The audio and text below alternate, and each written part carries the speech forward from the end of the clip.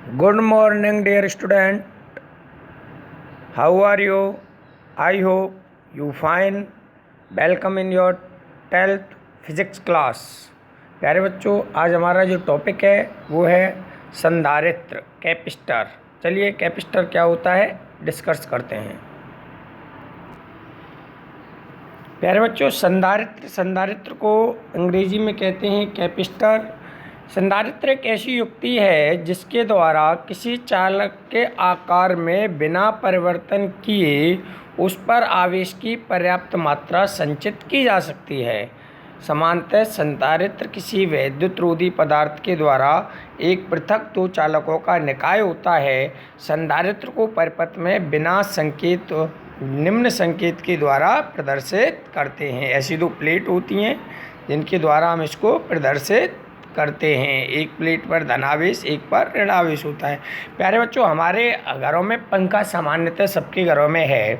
इस पंखे को ही हम कैपेसिटर कहते हैं। कंडेंसर जिसको कहते हैं वही कैपेसिटर ही लिखा होता है। अगर आप उस पर ध्यान देंगे तो उस पर कैपेसिटर यानी कंडेंसर जिसको हम कहते हैं वो कैपेसिटर होता है। अर्थात इसका कार्य क्या है, ये किसी भी चालक को बिना आकार में परिवर्तन किए उसको उतनी मात्रा में आवेश प्रदान करा देता है।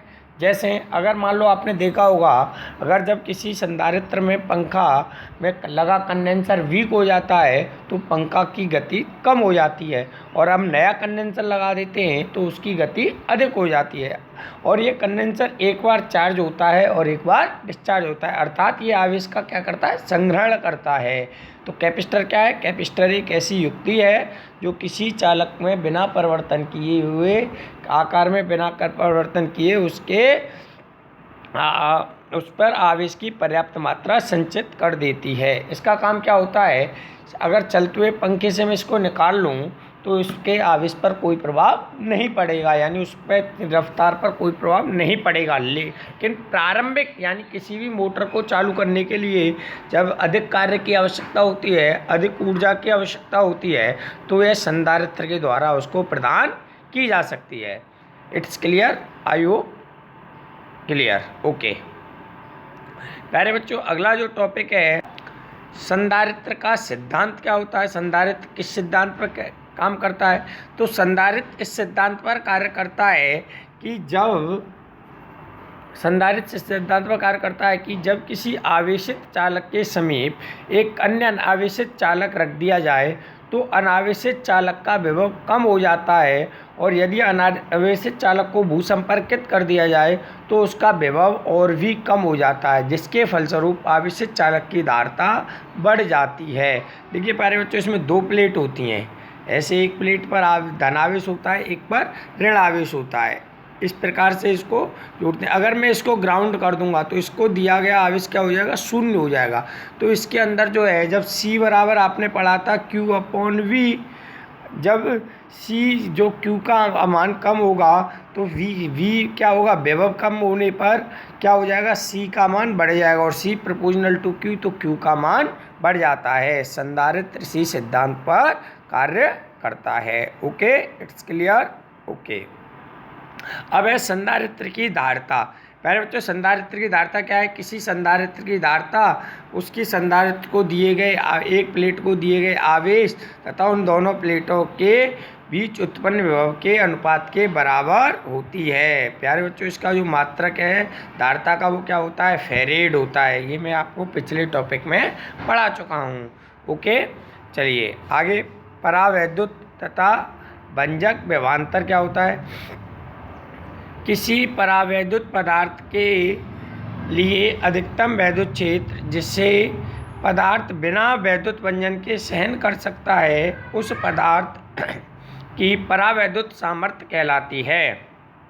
तथा किसी संधारित्र की प्लेटों के बीच का अधिकतम विभवांतर जिस पर प्लेटों के बीच रखे परावैद्युत पदार्थ में वैद्युत भंजन होने लगता है, वैद्युत विभवांतर कहलाता है। ओके, अब समांतर प्लेट संधारित्र। प्यारे बच्चों, इंपॉर्टेंट टॉपिक है समांतर प्लेट संधारित्र। ये समांतर प्लेट संधारित्र होता क्या है बच्चों? ये समांतर प्लेट संधारित्र एक ऐसा संधारित्र होता है जिसमें समान क्षेत्रफल की दो आवेशित प्लेट, एक समान रूप से आवेशित प्लेट होती हैं जिन पर समान किंतु विपरीत प्रकृति का आवेश होता है। ऐसे दो प्लेट होती हैं जिन पर समान होता है लेकिन विपरीत प्रकृति का आवेश होता है। एक प्लेट को हम पॉजिटिव मानते हैं, ये मान लो XY एक संधारित्र में, और दूसरी प्लेट को ग्राउंड कर देते हैं यानी भूसंपर्कित कर देते हैं, पृथ्वी से जोड़ देते हैं। तो समांतर प्लेट संधारित्र क्या होता है? इसमें दो समान आकार की प्लेट होती हैं जिन पर समान आवेश किंतु विपरीत प्रकृति का होता है। इनके बीच की दूरी मान लो d होती है, स्मॉल d होती है। तो ये क्या कहलाता है? समांतर प्लेट संधारित्र। तो समांतर प्लेट संधारित्र धातु की दो लंबी व समतल प्लेट होती हैं जो एक दूसरे के समीप थोड़ी दूरी पर वैद्युतरोधी स्टैंड पर लगी होती हैं। ये प्लेटें परस्पर ठीक समांतर होती हैं। इनके बीच में वायु अथवा कोई भी परावैद्युत भरा होता है। चित्र में मैंने अभी बताया था, चित्र में एक XY समांतर प्लेट संधारित्र है जिसकी प्लेटों का क्षेत्रफल a तथा बीच की दूरी स्मॉल d है। प्लेटों पर +Q व -Q आवेश है तथा इनके बीच भरे माध्यम का परावैद्युतांक k है। तब संधारित्र की जो धारता होगी वो क्या होती है? C बराबर Q/V। हमने पहले ही पढ़ा है।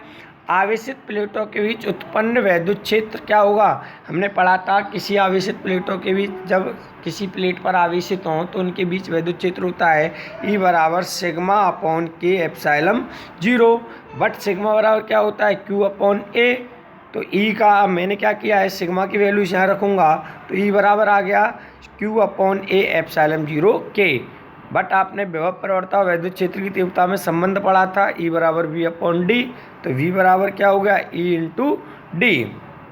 V बराबर E/D हो गया। अब V बराबर क्या होगा? मैंने क्या किया? E की वैल्यू रख दी यहाँ, तो V बराबर Q/A/0K/D हो गया। समीकरण 1 और 2 से अगर C बराबर Q/V में मैं वैल्यू रख दूंगा V की, तो ये देखिए नीचे आ जाएगा। C बराबर Q/V होता है तो QD नीचे आ गया, A/0 ऊपर चला गया, तो ये हो जाता है C बराबर K/0A/D। मात्रक क्या होता है? फेरेड। यदि प्लेटों के बीच वायु भरी हो तो K बराबर 1, तो ε0A/D। ये समांतर प्लेट संधारित्र की धारता का फॉर्मूला हो गया। तो इन दोनों में अगर मैं भाग दे दूं तो C बराबर क्या हो जाएगा? C/0 बराबर K, तो C बराबर KC0। अब हम जो निकालेंगे समांतर प्लेट संधारित्र की धारता जब प्लेटों के बीच कोई परावैद्युतांक पट्टी रखी हो। प्यारे बच्चों, एक समांतर प्लेट संधारित्र है जिसमें एक T मोटाई की कोई वैद्युत पट्टी रखी है जिसका परावैद्युतांक मैंने मान लिया है K है, और बाकी जो स्थान है उसमें एयर है। बाकी स्थान में क्या है? एयर है। तब मुझको इसकी धारता ज्ञात करनी है। चलिए तो देखिए प्यारे बच्चों, चित्र में एक समांतर प्लेट संधारित्र है जिसकी प्लेटों का क्षेत्रफल A है तथा प्लेटों के बीच की दूरी स्मॉल d है। इनके मध्य में T मोटाई का कोई परावैद्युतांक पट्टी रखी है जिसका परावैद्युतांक K है तथा शेष T-T। जब T में अगर वो है तो T-T में क्या होगी? वायु है। तब समांतर प्लेट संधारित्र की धारता C बराबर Q/V। C बराबर Q/V हो गया। तो देखिए बच्चों, तो E बराबर क्या होता है? V/D। लेकिन परावैद्युतांक वाले क्षेत्र में वैद्युत क्षेत्र अलग होगा और वायु वाले क्षेत्र में अलग होगा। तो परावैद्युतांक वाले में क्या होगा? E1 बराबर σK/0 और सिग्मा की जगह Q/A रख दिया है, ठीक है, ओके। वायु वाले में होगा σK/0, ठीक है। अब V बराबर क्या होता है? वैद्युत क्षेत्र अदिश राशि है, इसलिए V बराबर V1 + V2, तो V × T + E2D - T। V बराबर यहाँ E1 की वैल्यू रखी है σA/0K × T और सिग्मा Q/A/0 × D - T। दोनों को मैंने सॉल्व किया, Q/A/0 कॉमन आया, T/K × D - T। C बराबर Q/V में वैल्यू रखी तो ये वाली वैल्यू मिल जाएगी और C बराबर हो जाएगा A/0 D - T + T/K। ये जब का फॉर्मूला है जब उसमें समांतर प्लेट संधारित्र में क्या हो? T मोटाई की कोई पट्टी रखी हो। अब एक से अधिक पट्टी रखी हो तो यदि एक से अधिक पट्टी रखी है T1 T2 और जिनका परावैद्युतांक K1 K2 है तो T की जगह T1 + T2 + T3 और K की जगह K1 + K2/K3 आ जाता है। ओके, क्लियर बात? Very good, it's clear. संधारित्र की धारित्र प्रभावित करने वाला। देखिए हम जानते हैं C बराबर के A एप्सिलॉन 0, C क्षेत्रफल के समानुपाती होता है, उसके परावैद्युतांक के समानुपाती होता है और उसके प्लेटों के बीच की दूरी के व्युत्क्रमानुपाती होता है। प्यारे बच्चों, आज का टॉपिक यहीं समाप्त होता है। मेरे को आशा है कि आपकी ये समझ में आया होगा। अगर आपकी समझ नहीं आए, पुनः वीडियो को देख के समझने का प्रयास करेंगे। फिर भी अगर आपको कोई समस्या है तो मेरे व्यक्तिगत व्हाट्सएप नंबर पर आप पूछने का प्रयास करेंगे। Thank you all of you, have a nice day.